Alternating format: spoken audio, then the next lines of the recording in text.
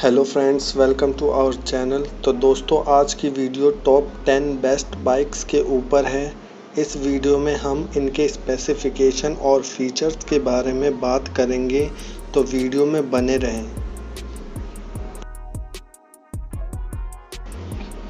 तो दोस्तों, first number पे है hero Splendor plus.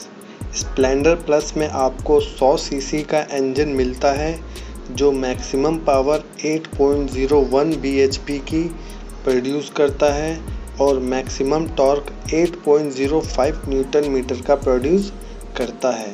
Splendor plus में आपको 65 kmpl का माइलेज देखने को मिलता है और इसके एक्स शोरूम की प्राइस स्टार्ट होती है 52,000 रुपीज़ से।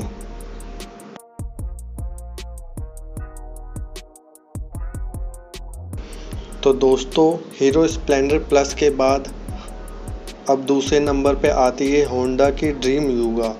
ड्रीम यूगा में आपको 110 सीसी का इंजन मिलता है जो मैक्सिमम पावर 8.42 bhp की पावर जनरेट करता है और मैक्सिमम टॉर्क 9.09 न्यूटन मीटर का प्रोड्यूस करता है। ड्रीम यूगा में आपको 65 kmpl का माइलेज देखने को मिलता है और इसके एक्स शोरूम की प्राइस स्टार्ट हो जाती है 56,000 रुपीज़ से।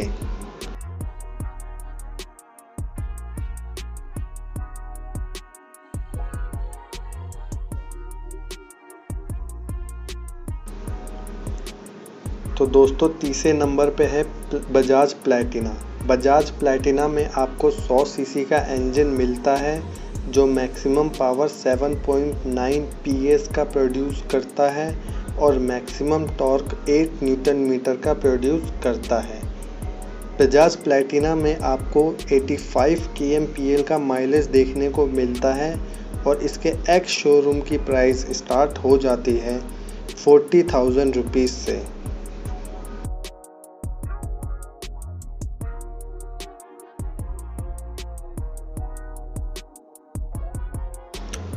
तो दोस्तों, चौथे नंबर पे है हीरो की HF डीलक्स। HF डीलक्स में आपको 100 सीसी का इंजन मिलता है जो मैक्सिमम पावर 8.02 PS का प्रोड्यूस करता है और मैक्सिमम टॉर्क 8.05 न्यूटन मीटर का प्रोड्यूस करता है। HF डीलक्स में आपको 80 kmpl का माइलेज देखने को मिलता है और इसके एक्स शोरूम की प्राइस स्टार्ट हो जाती है 56,000 रुपीज़ से।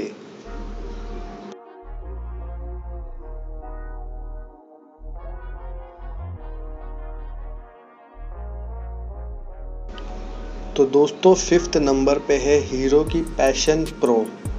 पैशन प्रो में आपको 110 सीसी का इंजन मिलता है जो मैक्सिमम पावर 9.14 PS का प्रोड्यूस करता है और मैक्सिमम टॉर्क 9.7 न्यूटन मीटर का प्रोड्यूस करता है। हीरो पैशन प्रो में आपको 60 kmpl का माइलेज देखने को मिलता है और इसके एक्स शोरूम की प्राइस स्टार्ट हो जाती है 79,000 रुपीज़ से।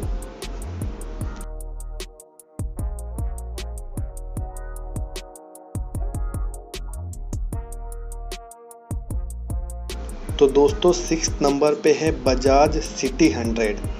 बजाज सिटी 100 में आपको 100 सीसी का इंजन देखने को मिलता है जो मैक्सिमम पावर 7.7 bhp का प्रोड्यूस करती है और मैक्सिमम टॉर्क 8.34 न्यूटन मीटर का प्रोड्यूस करती है। बजाज सिटी 100 में आपको 75 kmpl का माइलेज देखने को मिल जाता है और इसके एक्स शोरूम की प्राइस स्टार्ट हो जाती है 44,000 रुपीज़ से।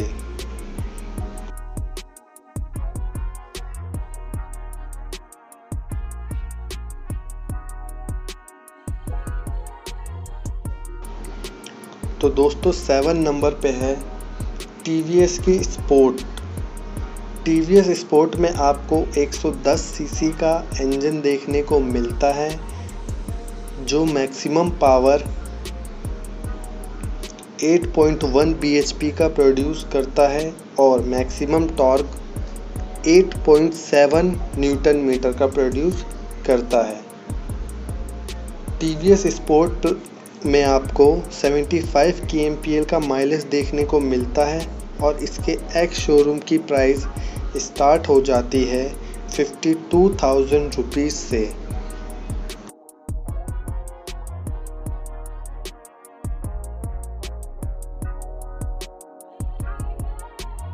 तो दोस्तों 8 नंबर पे है CB shine SP।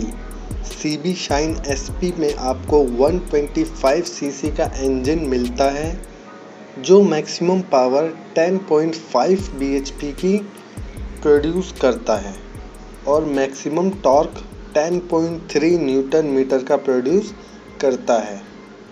CB shine SP में आपको 60 kmpl का माइलेज देखने को मिल जाता है और इसके एक्स शोरूम की प्राइस स्टार्ट हो जाती है 62,000 रुपीज़ से।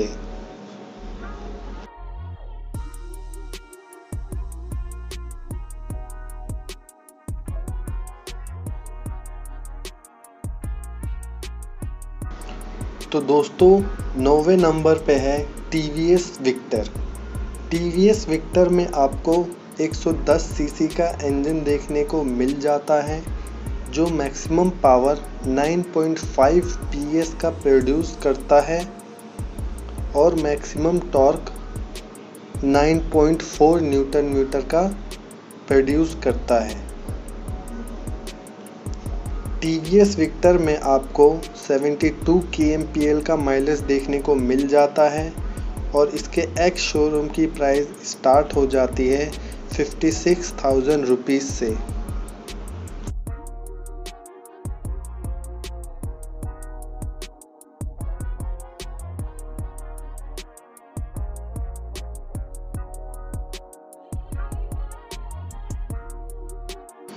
तो दोस्तों 10वें नंबर पे है हीरो की ग्लैमर।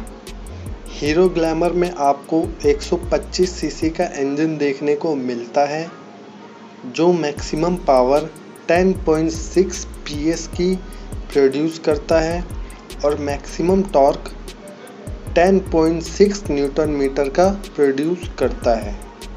हीरो ग्लैमर में आपको 55 kmpl का माइलेज देखने को मिल जाता है और इसके एक्स शोरूम की प्राइस स्टार्ट हो जाती है 75,000 रुपीज़ से।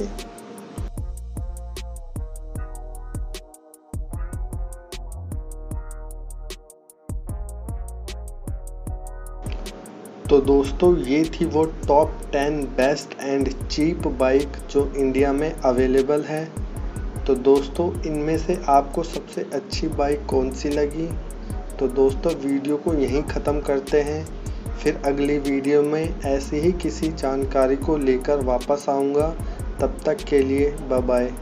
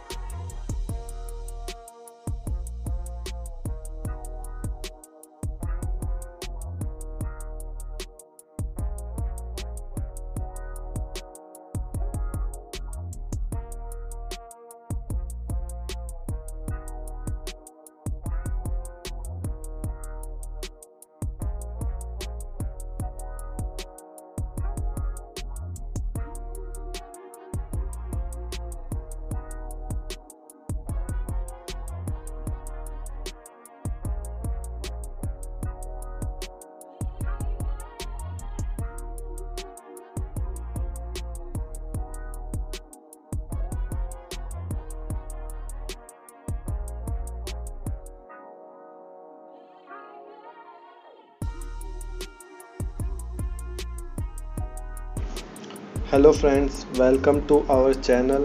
तो दोस्तों, इस वीडियो में हम बात करने जा रहे हैं कि थार ख़रीदने से पहले आपको किन किन चीज़ों का ध्यान रखना है ताकि आपको आगे जाके उस गाड़ी के साथ कोई भी प्रॉब्लम ना आए।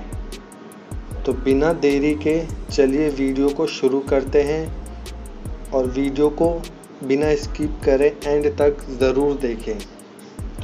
तो गाड़ी की डिलीवरी लेने से पहले सेल्स पर्सन आपको काफ़ी सारे डॉक्यूमेंट साइन करवाने के लिए कहेगा ताकि बाद में आप किसी भी तरह का कोई भी क्लेम ना कर पाए। लेकिन आपको किसी भी डॉक्यूमेंट पे कोई भी साइन नहीं करना है जब तक आप गाड़ी को अच्छे तरीके से चेक ना कर लें। अब आप लोग ये सोच रहे होंगे कि हमें कैसे पता चलेगा कि गाड़ी में क्या कमी है। तो चलिए अब मैं आपको एक एक करके सब कुछ बताता हूँ।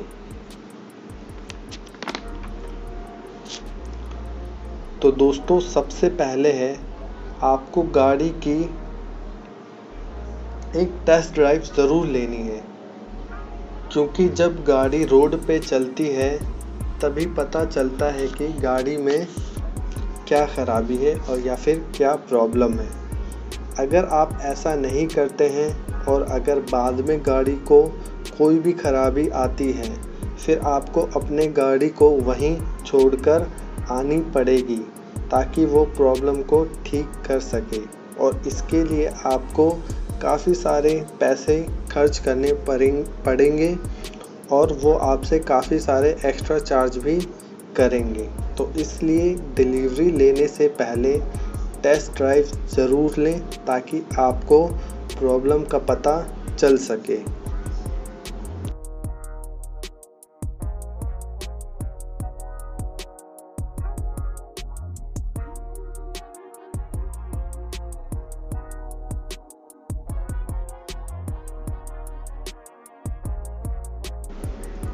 तो डॉक्यूमेंट साइन करने से पहले आपको सेल्समैन को बोलना है कि गाड़ी को चलाकर देखना है, पर सेल्समैन आपको बोलेगा कि सर पहले डॉक्यूमेंट साइन कर लीजिए और कई सारे बहाने बनाएंगे, पर आपको टेस्ट ड्राइव लिए बिना गाड़ी की डिलीवरी नहीं लेनी है। तो इसके बाद आपको क्या करना है, जब आप गाड़ी में बैठेंगे तो आपको कुछ ऑड सा लगेगा और गाड़ियों के मुकाबले। जैसा कि आप जब गाड़ी के अंदर बैठेंगे तो आपको स्टीयरिंग व्हील कुछ इस तरह का दिखाई देगा, या तो वो लेफ़्ट तरफ होगा या तो वो राइट की तरफ मिलेगा, नहीं तो राइट की तरफ मिलेगा। तो आपको सेल्समैन से कहकर इसको सेंटर में करवाना है। अगर आप ऐसा नहीं करते हैं तो जब आप बाद में ठीक करवाने जाते हैं तो वो आपसे एक्स्ट्रा चार्ज करेंगे।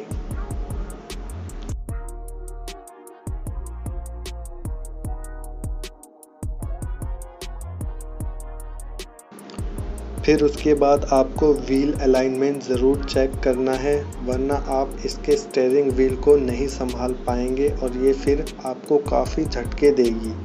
और फिर आपको इसका स्टीयरिंग व्हील हमेशा पकड़ कर रखना होगा, वो भी बहुत ज़ोर से, और आप इसे एक हाथ से बिल्कुल भी नहीं संभाल पाएंगे।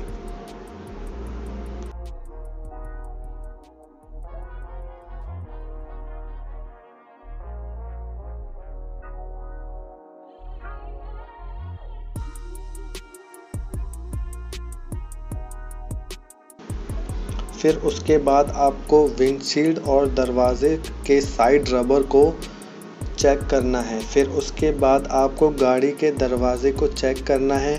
आपको दरवाजे को खोलकर बंद कर चेक करना है कि वो सही से खुल रहे हैं और सही से बंद हो रहे हैं या नहीं। अगर आपको दरवाजे में कोई प्रॉब्लम नज़र आती है तो आप उसे सेल्समैन से कहकर ठीक करवा लें। और आपको एक डोर नहीं, सभी दरवाज़ों को 1 बाय 1 चेक करना है।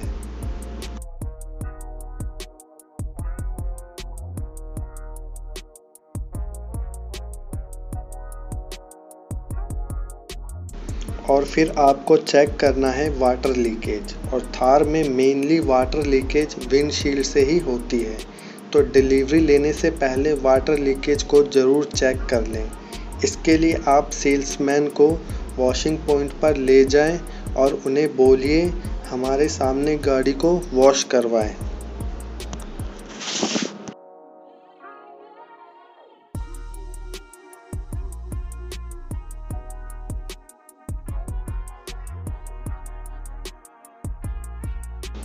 और सबसे लास्ट पॉइंट, जब आप गाड़ी को टेस्ट ड्राइव के लिए ले जाए तो मैकेनिकल नॉइज़ पर ज़रूर ध्यान दें। अगर आपको लगता है कि गाड़ी से कुछ ऐसी आवाज़ आ रही है जो नहीं आनी चाहिए तो इसका भी ध्यान रखें।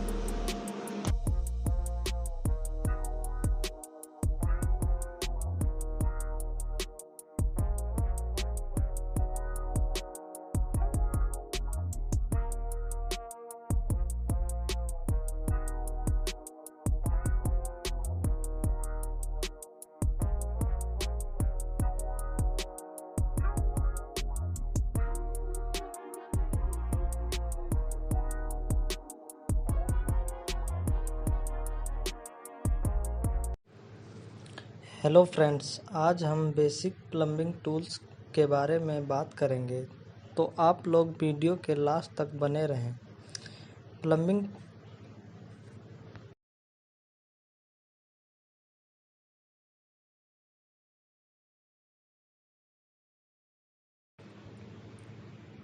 तो हम पाइप रिंच के बारे में डिस्कस करेंगे। पाइप रिंच एक एडजस्टेबल रिंच है जिसका प्रयोग गोल सतह वाली सॉफ्ट आयरन पाइप और फिटिंग को घुमाने के लिए किया जाता है। पाइप फिटिंग या भी गोल कार्य के मजबूती से पकड़ने की ज़रूरत हो ताकि घुमाते समय फिसलन ना हो। वहाँ आपको एक भाग 2 पाइप रेंचों की आवश्यकता पड़ेगी। आमतौर पर 2 पाइप रेंचों की ज़रूरत होती है, एक पाइप पकड़ने के लिए और दूसरा पाइप को घुमाने या इधर-उधर करने के लिए। यदि पाइप इतनी बड़ी हो कि पाइप रेंच से ना पकड़ा जा सके, उसके लिए चेन रेंच की ज़रूरत होती है। स्टेनलेस पाइप रिंच के मुख्य भाग हैं पिंचर, हैंडल या लीवर या एडजस्टेबल नट और मूवेबल जबड़ा।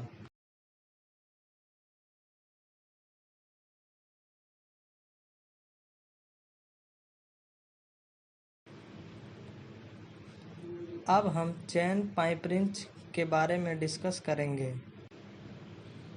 चेन रेंच आमतौर पर बड़े साइज के पाइपों के लिए इस्तेमाल किए जाते हैं, जैसे 3 इंच से 8 इंच पाइपों के एक जबड़े या 2 जबड़े वाली होती हैं। 2 जबड़े वाली रेंच से रैचेट जैसी क्रिया से दोनों दिशाओं में तेजी से काम किया जाता है। चेन रेंचों के उपयोग में सुरक्षा। चेन को वायर ब्रश से साफ करें क्योंकि गंदगी होने से रेंच स्लिप कर सकता है। बिना पेंट वाले भाग को लुब्रिकेट करें और सूखी जगह पर स्टेट रखें।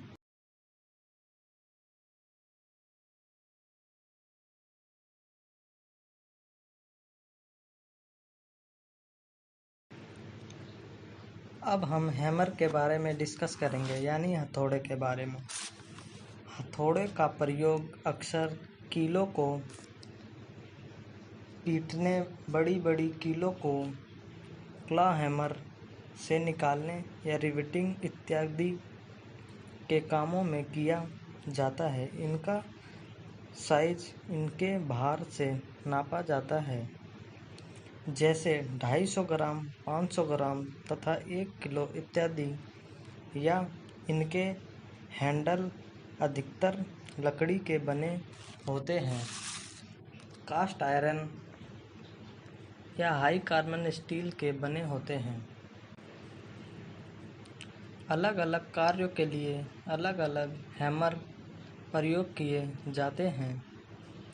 यहाँ कई प्रकार के होते हैं, जैसे बॉल पिन हैमर या क्रॉस पिन हैमर, क्ला हैमर, स्लेज हैमर। हैमर की देखभाल कैसे करें, यानी हथौड़े की देखभाल कैसे करें? ठीक हैंडल वाले हथौड़े का प्रयोग नहीं करना चाहिए। इस पर चिकनाई वाली चीज़ें, तेल, ग्रीस इत्यादि नहीं लगी होनी चाहिए। जिस प्रकार का कार्य हो उसी प्रकार के हथौड़े का प्रयोग करना चाहिए।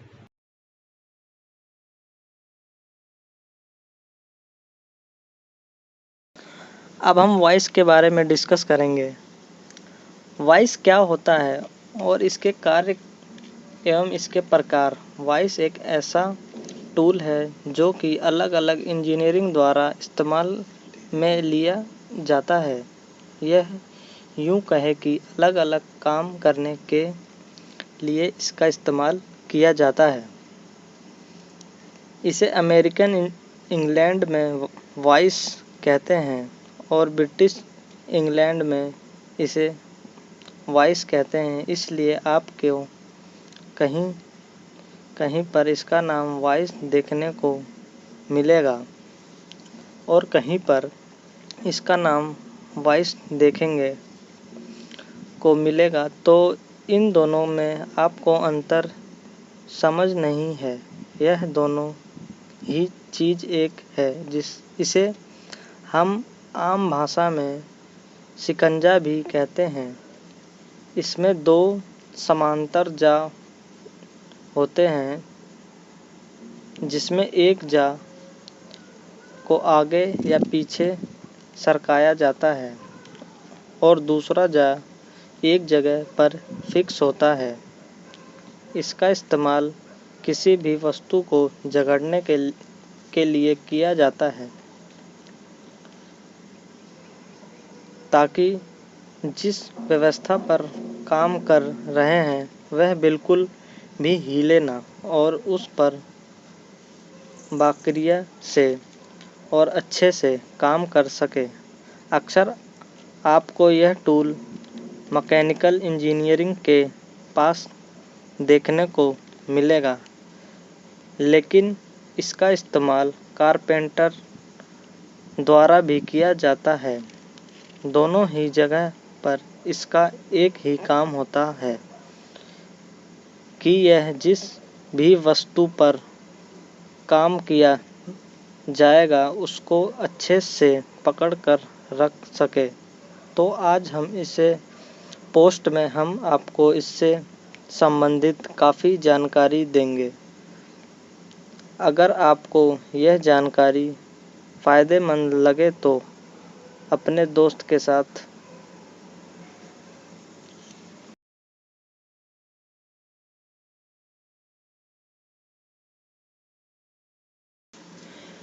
Bench voice,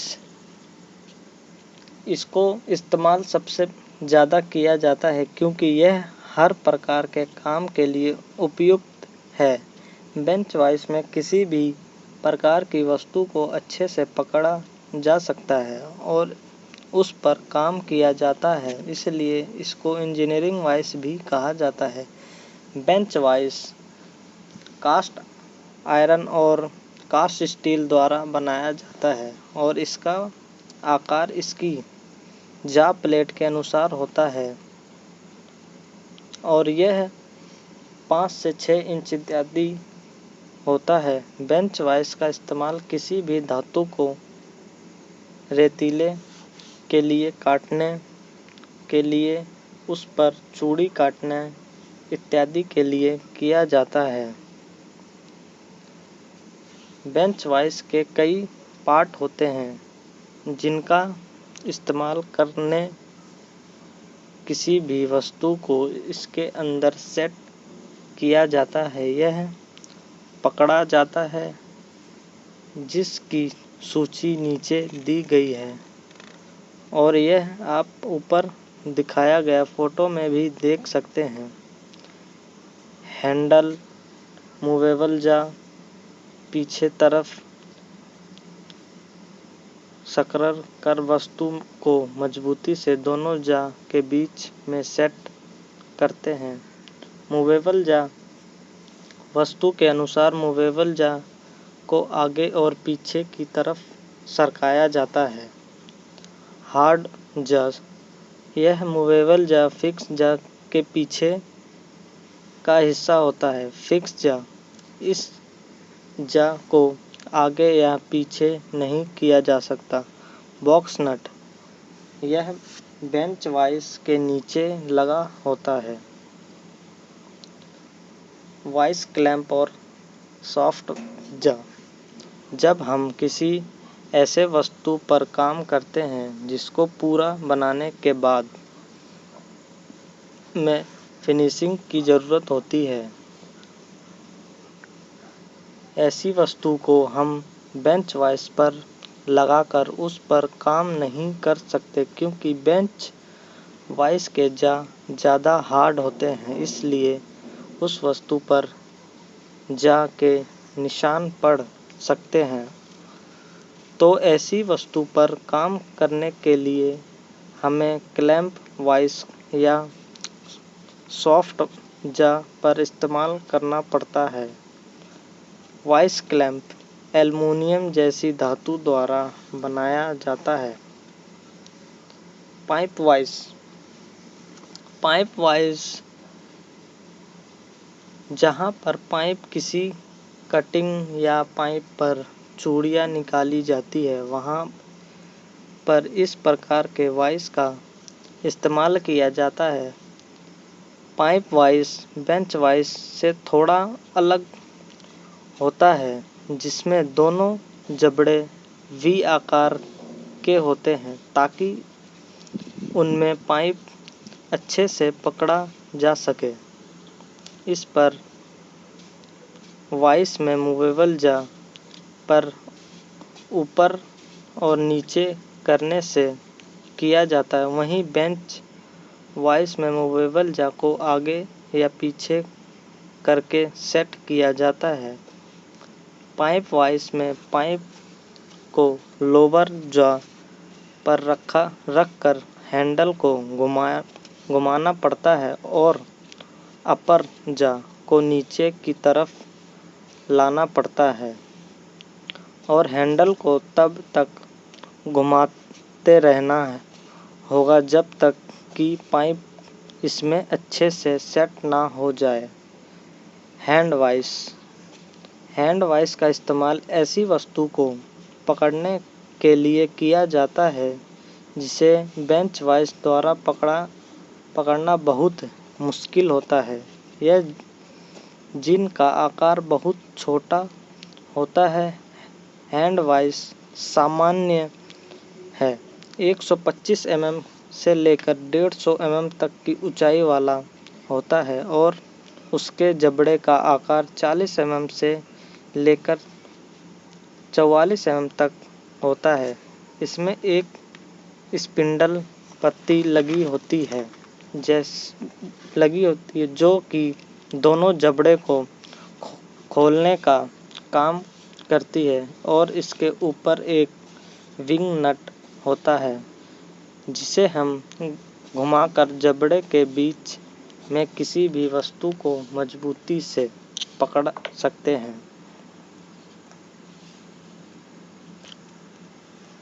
5.5 minute. इसमें फोटो लगाएगा तो 10 मिनट हो जाएगा ना, 8 मिनट।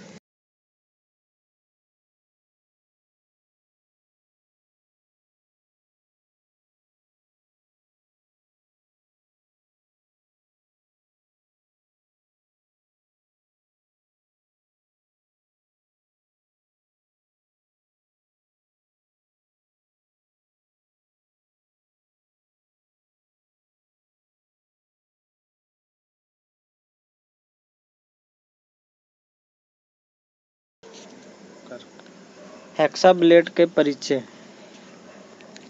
हेक्सा ब्लेड एक प्रकार की स्टील की पत्ती होती है जिसके दोनों सिरे पर एक एक सुराग बना होता है। इसके एक या दोनों किनारों पर वी आकार के दांत कटे होते हैं। कार्य के अनुसार ये विभिन्न साइजों में पाए जाते हैं। Material alloy steel. Hexa blade को हाई कार्बन स्टील या हाई स्पीड स्टील और लो अलॉय स्टील से बनाकर हाई टेम्पर किया जाता है। हेक्सा ब्लेड को उसकी लंबाई, चौड़ाई, मोटाई और पिन के अनुसार निर्देशित किया जाता है। जैसे हेक्सा ब्लेड 250 गुना 13 गुना 0.6 mm। हेक्सा ब्लेड लंबाई में 250 या 300 mm, चौड़ाई में 13 या 16 mm, मोटाई में 0.63 या 0.680 mm और पिन में 0.1 या 1.4 या 1.8 mm वाले पाए जाते हैं। साधारण हेक्सा ब्लेड की लंबाई दोनों सुराग के सेंटर के बीच की दूरी से ली जाती है। हेक्सा ब्लेड के प्रकार।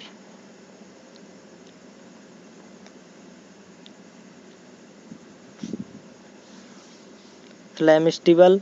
इस प्रकार के हेक्सा ब्लेड में केवल दांतों वाले भाग ही हाई टेम्पर किए जाता है और पिन होल व ब्लेड की पूरी बॉडी को सॉफ्ट व टफ कर जाता है, जिससे इस प्रकार का ब्लेड झटकों को आसानी से सहन कर सकता है और जल्दी टूटता नहीं। Alloy hard. इस प्रकार के ब्लेड में केवल पिन होल को छोड़कर ब्लेड हाई व टेम्पर्ड किया जाता है।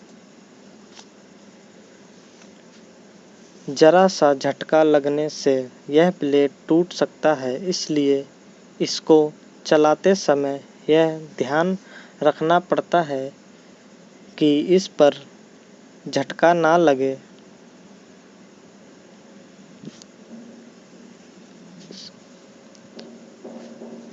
फ्लेमिस्टिबल सेंटर। इस प्रकार के ब्लेड में दांतों के सिरों व ब्लेड के पिछले सिरे को ब्लेड की लंबाई तक हाई तथा बाकी स्प्रिंग टेम्पर किया जाता है। Spring bank. इस प्रकार के ब्लेड में दोनों वाले भाग को हाई किया जाता है तथा ब्लेड के बाकी भाग को स्प्रिंग टेम्पर किया जाता है। ग्रेट। हेक्सा ब्लेड पर जिस श्रेणी में पिन वाले दांत काटे होते हैं उसे ब्लेड का ग्रेड कहते हैं। ग्रेड के अनुसार निम्नलिखित प्रकार के ब्लेड प्रयोग में लाए जाते हैं। कोर्स।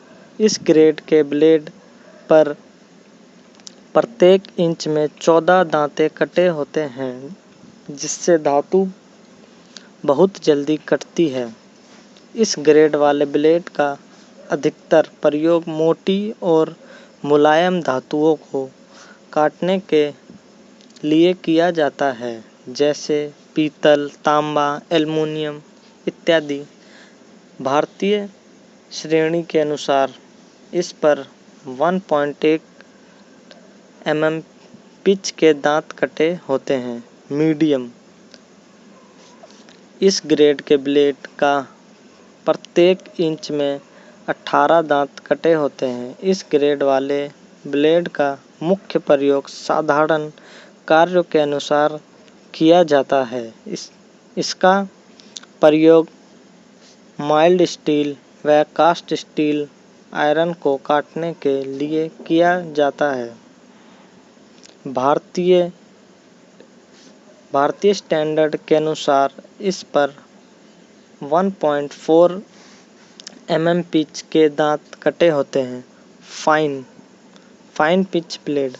इस ग्रेड के ब्लेड पर प्रत्येक इंच में 24 दांतें कटे होते हैं।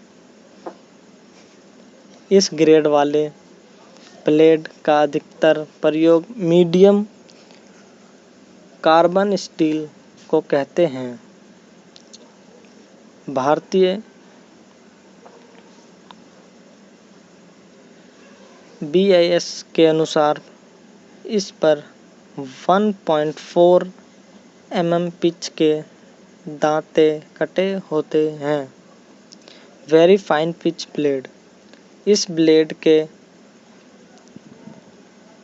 बल्टर पर प्रत्येक इंच के 32 दांतें कटे होते हैं। इस ग्रेड वाले हेक्सा ब्लेड का अधिकतर प्रयोग पतली तेज की चादरों को पाइपों तथा कठोर धातुओं को काटने के लिए किया जाता है। भारतीय स्टैंडर्ड BIS के अनुसार इस पर 1.00 mm पिच के दांत कटे होते हैं।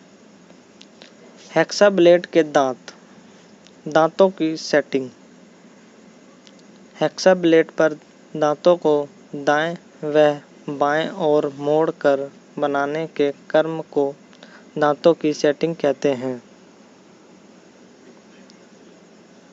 हेक्सा ब्लेड पर दांतों की सेटिंग के निम्नलिखित कारण हो सकते हैं।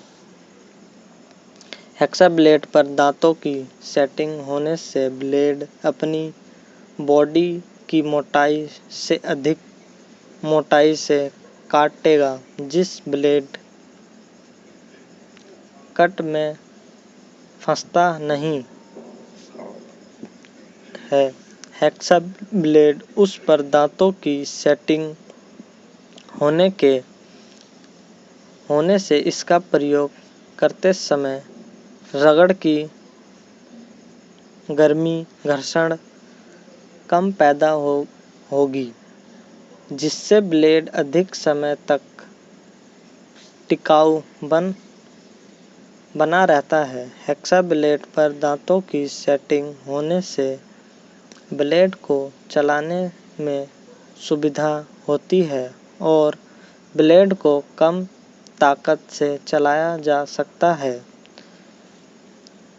हेक्सा ब्लेड पर दांतों की सेटिंग होने से वह अधिक गहराई तक कटिंग कर सकता है। यदि ब्लेड पर दांतों की सेटिंग न की गई हो तो वह अपनी चौड़ाई से आधे से अधिक नहीं काट सकेगा और कट भी ठीक नहीं लगाएगा।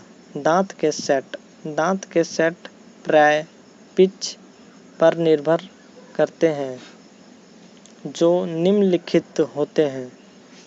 0.8 mm पिच वाले ब्लेड वेरी सेट में पाए जाते हैं। 1.0 mm पिच वाले ब्लेड प्राय वेवी या सेट से पाए जाते हैं। 1.00 mm से अधिक पिच वाले ब्लेड सेट में पाए जाते हैं। सगेस्टर सेट। इस प्रकार के सेट वाले ब्लेड पर एक या दो दांत तथा एक या दो दांत बाएं मुंह होते हैं और इसी क्रम से पूरे ब्लेड पर सेटिंग होती है। इस सेटिंग वाले ब्लेड प्राय साधारण कार्यों के लिए प्रयोग होते हैं। वेवी सेट: इस प्रकार के सेट वाले ब्लेड पर दांतों की लहर बन जाती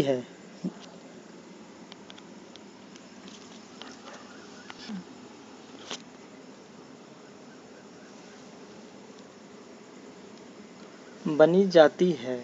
इस सेटिंग वाले ब्लेड विशेषता ट्यूब और शीट काटने के लिए प्रयोग होते हैं।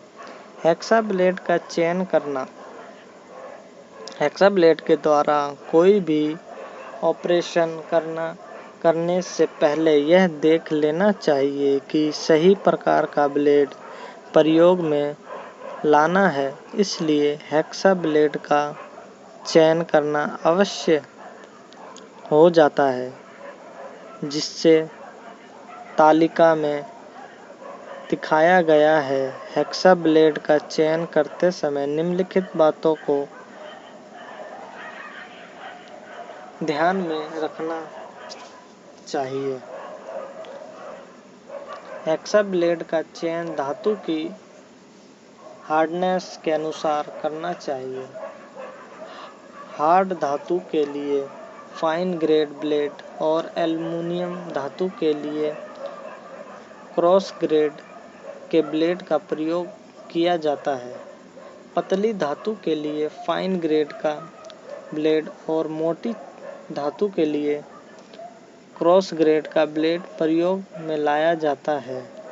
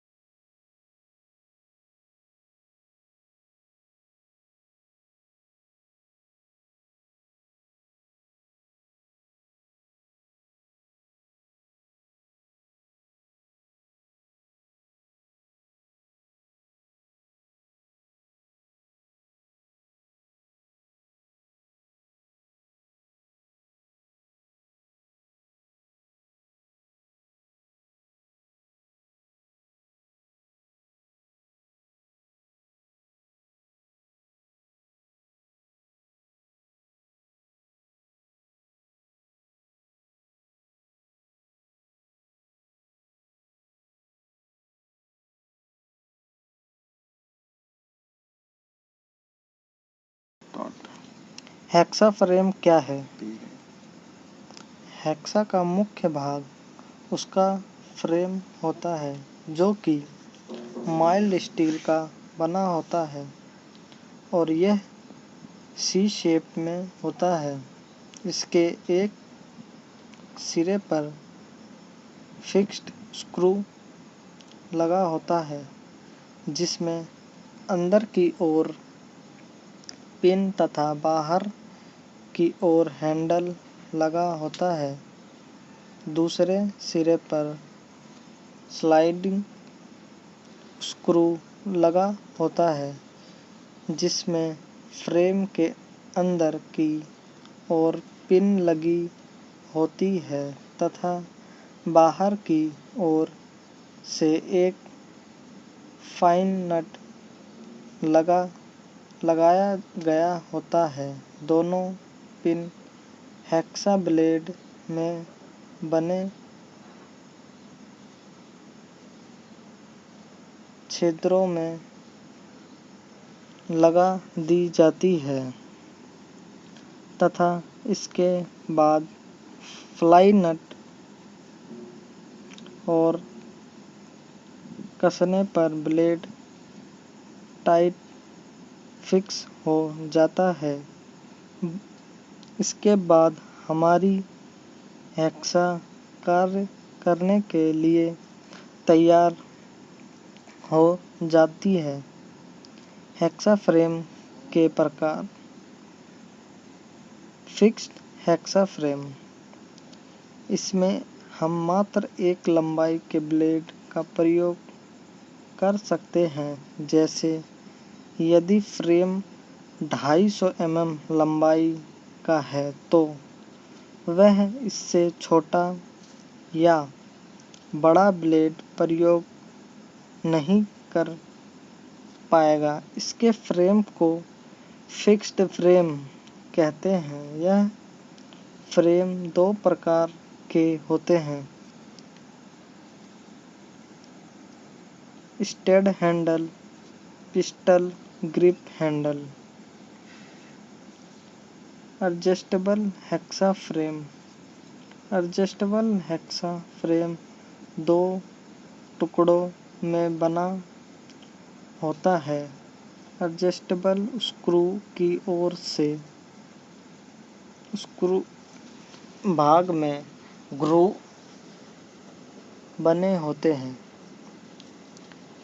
इसमें फ्रेम की लंबाई को एडजस्ट किया जाता है। जिस फ्रेम में 200 से 300 mm तक के ब्लेड प्रयोग किए जा सकते हैं। यह फ्रेम 3 प्रकार के होते हैं: straight handle, spindle grip handle, tubular handle. Deep cutting hexa frame, यह यू शेप में होता है। यह भी फिक्स्ड हेक्सा फ्रेम की भांति एक ही लंबाई के ब्लेड को प्रयोग करने के लिए बनाया गया फ्रेम है, परंतु इसकी गहराई बहुत अधिक रखी जाती है जिससे यह गहराई तक काटने पर भी जॉब में नहीं टकता। Hexa blade. हेक्सा ब्लेड में कटाई करने वाला पार्ट हेक्सा ब्लेड ही होता है। यह एक पत्ती के आकार में होता है जिसके दोनों सिरे गोलाई में कटे होते हैं। इसके दोनों सिरों पर पिन होल होते हैं जिनकी सहायता से हेक्सा फ्रेम फिक्स किया जाता है। जिसके दोनों यह एक साइड में दांत कटे होते हैं जो एक दिशा में झुके हुए होते हैं। हेक्सा ब्लेड के लिए carbon steel, high speed steel प्रयोग की जाती है। दांत काटने तथा होल बनाने के बाद इससे हाई व टेम्पर किया जाता है। कभी-कभी होल वाले भाग व अनील की जाती है। ब्लेड की पत्ती को मोटाई 0.6 mm से 0.8 mm तक, चौड़ाई 12 mm से 16 mm तक होती है। यह 25 सेंटीमीटर या 30 सेंटीमीटर लंबाई से इस्तेमाल किए जाते हैं। ब्लेड की लंबाई उसके दोनों सिरों पर बने छिद्रों के दोनों केंद्र के बीच की दूरी होती है। दोनों दांतों के संगम बिंदुओं के बीच की दूरी को दांतों की पिच कहते हैं। मोटी पिच, मध्यम पिच या पतली पिच के ब्लेड इस्तेमाल किए जाते हैं। 1.5 से 0.2 मिलीमीटर तक मोटी पिच, 1.0 से 1.5 मिलीमीटर तक मध्यम पिच तथा 0.1 से 1.0 मिलीमीटर तक पतली पिच होती है।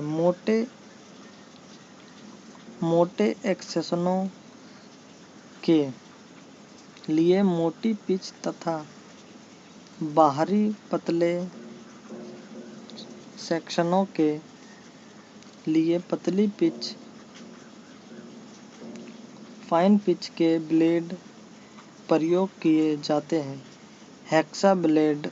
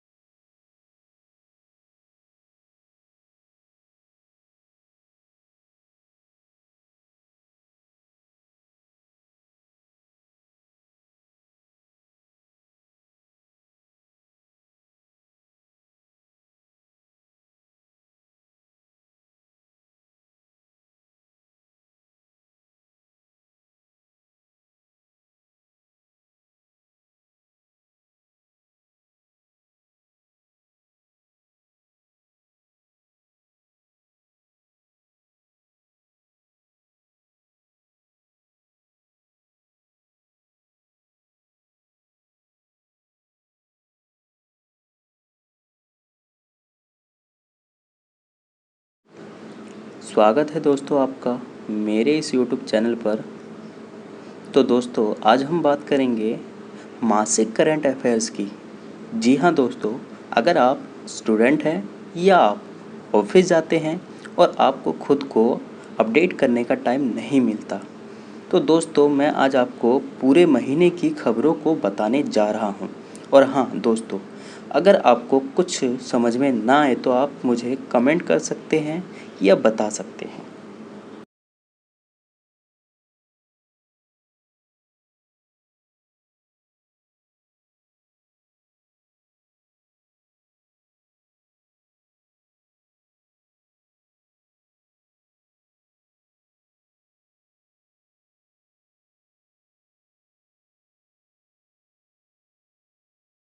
चलिए दोस्तों, वीडियो को आगे बढ़ाते हैं। तो दोस्तों सबसे पहले हम बात करते हैं डिजिटल अर्थव्यवस्था की।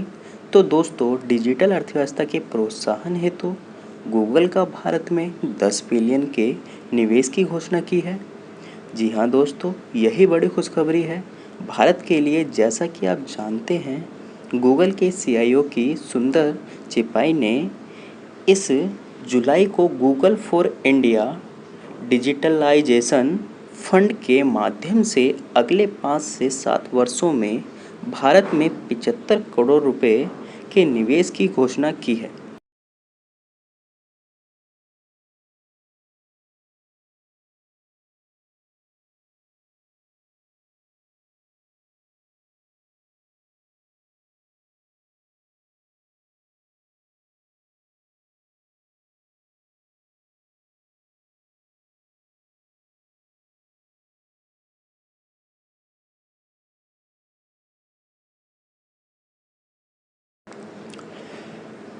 चलिए दोस्तों, वीडियो को आगे बढ़ाते हुए हम बात करते हैं सुशांत सिंह राजपूत की। जैसा कि आप जानते हैं दोस्तों, सुशांत सिंह की आखिरी फिल्म दिल बेचारा के ट्रेलर की, जिसने शानदार रिकॉर्ड अपने नाम किया। दरअसल यूट्यूब पर यह पहला ट्रेलर है जिसे 10 मिलियन यानी कि दोस्तों 1 करोड़ लाइक्स मिले हैं। दोस्तों बता दें कि हाल ही में फिल्म का पहला गाना दिल बेचारा रिलीज हुआ।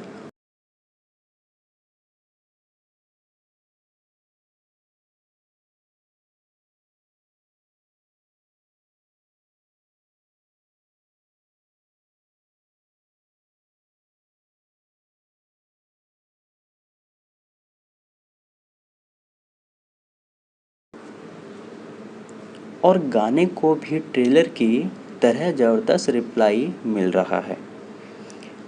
दोस्तों दिलचस्प बात यह है कि इस गाने को सुशांत सिंह ने एक ही टेक में शूट कर लिया था। गाने को फराह खान ने कोरियोग्राफ किया था और इस गाने को कोरियोग्राफ करने के लिए फराह खान ने अपनी फीस भी नहीं ली थी।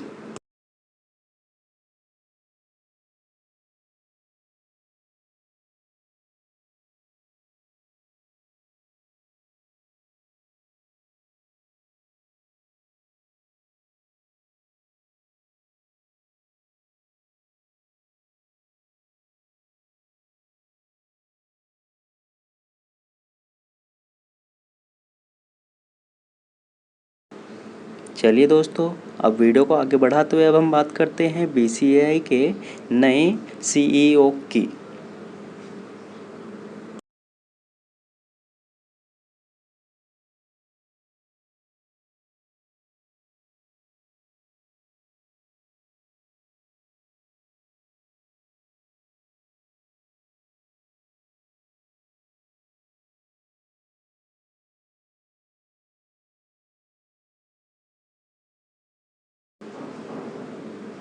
भारतीय क्रिकेट कंट्रोल बोर्ड द्वारा हेमांग अमीन को अपना अंतरिम मुख्य कार्यकारी अधिकारी नियुक्त किया।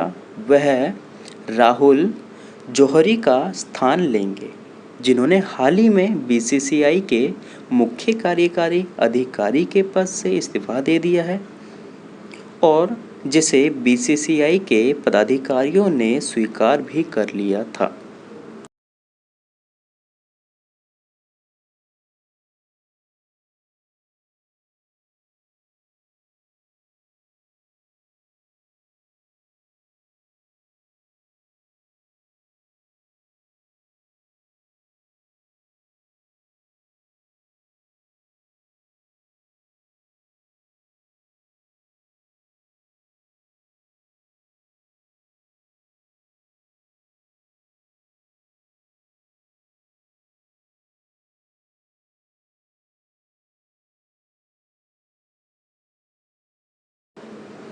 चलिए दोस्तों, अब हम बात करते हैं 2020 के सम्मान पुरस्कार की। तो दोस्तों, इसरो प्रमुख के शिवन को साल 2020 के वान करमन पुरस्कार से सम्मानित किया जा रहा है। जैसा कि दोस्तों आप जानते हैं, भारतीय अंतरिक्ष अनुसंधान संगठन अर्थात इसरो के प्रमुख कैलाश डिवू शिवन को इंटरनेशनल अकेडमी ऑफ एस्ट्रोनॉटिक्स के वॉन करमन पुरस्कार 2020 के लिए चुना गया है और यह पुरस्कार इनको मार्च 2021 में पेरिस, फ्रांस में इस पुरस्कार से सम्मानित भी किया जाएगा।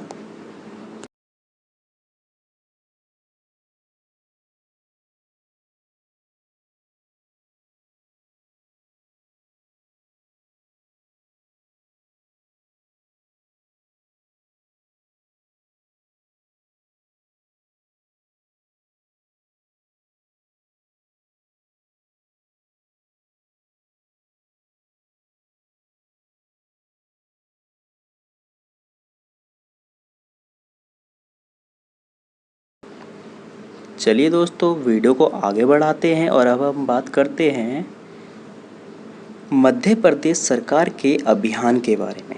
जी हाँ दोस्तों, मध्य प्रदेश के अभियान के बारे में।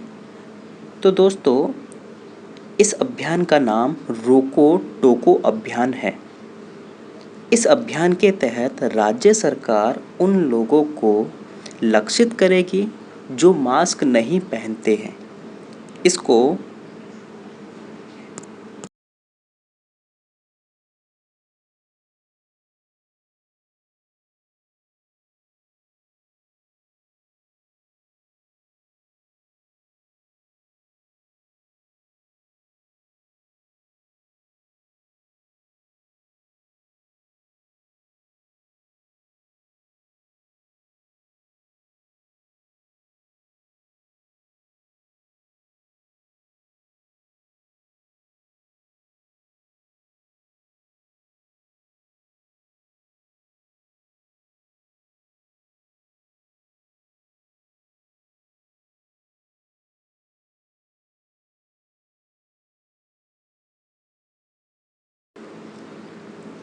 इसके अंतर्गत राज्य सरकार उन लोगों को मास्क बांटेगी जो सार्वजनिक स्थानों पर मास्क नहीं पहनते हैं, क्योंकि राज्य में सभी सार्वजनिक स्थानों पर मास्क पहनना अनिवार्य है।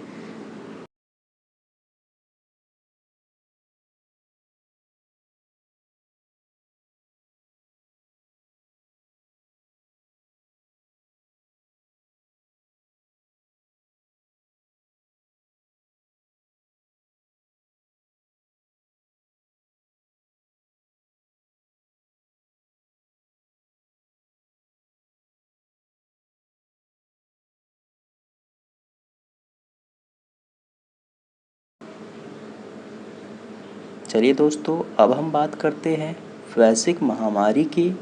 इस महामारी को लेकर बहुत अच्छी खबर आई है। जी हाँ दोस्तों, कोरोना को लेकर रूस ने लगाई लंबी छलांग। रूस दुनिया का पहला ऐसा देश बना जिसने ह्यूमन ट्रायल को पूरा किया और उसने सफलता भी हासिल की है।